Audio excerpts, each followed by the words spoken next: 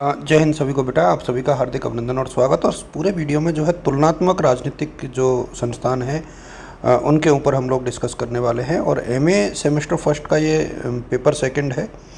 Pattern आप सबको पता है, सेक्शन ए है, सेक्शन बी है। और इस बार होम असाइनमेंट कोटा यूनिवर्सिटी ने जमा करने की मना कर दिया है प्राइवेट बच्चों को। तो इसमें आपको कोई संकट नहीं आना चाहिए मेरे सामने। और पेपर थोड़ा सा ये मेरे सामने लगता है कि थोड़ा सा टफ है। हालांकि बुक इसकी अवेलेबल है, वो गावा की बुक बहुत अच्छी आती है, सीबी गैना की बुक अच्छी आती है। तो यदि बुक अवेलेबल है तो वो देखो, नहीं तो आप लोग गूगल की हेल्प ले सकते हो। देखिए, पहला क्वेश्चन तो ये है कि ये जो meaning, nature and scope of comparative politics है, इसके दोनों विचार आपको जानने चाहिए। ट्रेडिशनल्स और मॉडर्न, ये आपको थोड़ा सा अच्छे से देख लेना चाहिए कि तुलनात्मक जो राजनीति है उसकी प्रकृति, अर्थ और उसका क्षेत्र क्या है। और एक क्वेश्चन आपका बनता है एवोल्यूशन ऑफ कंपैरेटिव पॉलिटिक्स, यानी तुलनात्मक राजनीति का उद्भव या विकास जो है किस प्रकार से हुआ है।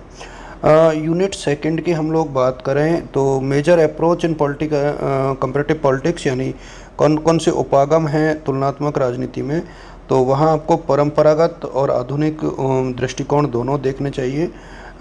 यहाँ से एक क्वेश्चन बनता है। और एक जो है पॉलिटिकल मॉडर्नाइजेशन जो है कंपैरेटिव पॉलिटिक्स में, यानी आधुनिकीकरण जो है वो भी आपको देखना चाहिए, आधुनिकीकरण। तो एक क्वेश्चन यहाँ से, तो दो क्वेश्चन यहाँ से आपको ऑलरेडी अच्छे बन जाते हैं। यदि यूनिट थर्ड के ऊपर हम लोग मूव करें, फॉर्म्स ऑफ गवर्नमेंट, तो यहाँ पर आप देखोगे कि forms of government, leading classification of government, traditional and modern approach. इसमें देखिए, एक तो डेमोक्रेसी और डिक्टेटरशिप, यानी लोकतंत्र और अधिनायकवाद, इसको अच्छे से देखिए आप लोग। लोकतंत्र क्या है उसके प्रकार, और अधिनायकवाद क्या है उसके प्रकार। और अध्यक्षात्मक और संसदात्मक शासन प्रणाली है, उसको भी अच्छे से देखिए। और एक क्वेश्चन यहाँ पर आप लोग संविधानवाद के ऊपर भी बनता है। तो यदि आप लोग 3 पढ़ोगे, 2 तो एग्ज़ाम में आ ही जाएंगे, या एक तो आ ही जाएगा। क्योंकि सारा पढ़ना थोड़ा सा टफ पड़ता है, तो आप फेडरल और यूनिटरी को चाहो तो छोड़ सकते हो, बट फिर संविधानवाद आपको देखना ही पड़ेगा, क्योंकि संविधानवाद के ऊपर एक क्वेश्चन काफ़ी बढ़िया जो है बनता है। तो संविधानवाद को पूर्ण रूप से तैयार कीजिए और लोकतंत्र और अधिनायकवाद को देखिए। और इसके बाद संसदीय शासन प्रणाली और अध्यक्षात्मक शासन प्रणाली को आप लोग देखिएगा। विद एग्जाम्पल आप लोग को देखना है कि कहाँ कैसा, किस देश में कैसी शासन प्रणाली है। तो ये आंसर जो है थोड़ा इफेक्टिव बन जाता है।